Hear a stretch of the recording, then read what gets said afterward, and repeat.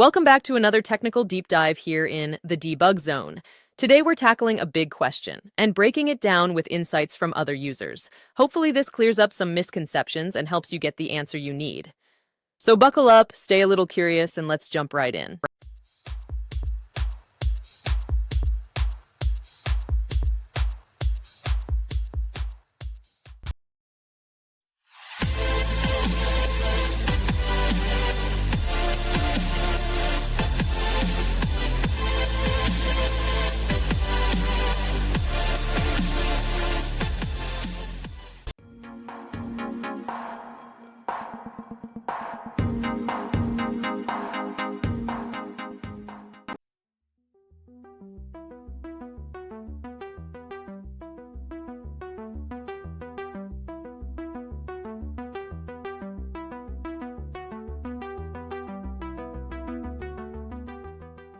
And that's a wrap. I hope you found the answer you were looking for. If you did, take a second to hit that subscribe button. It really helps out.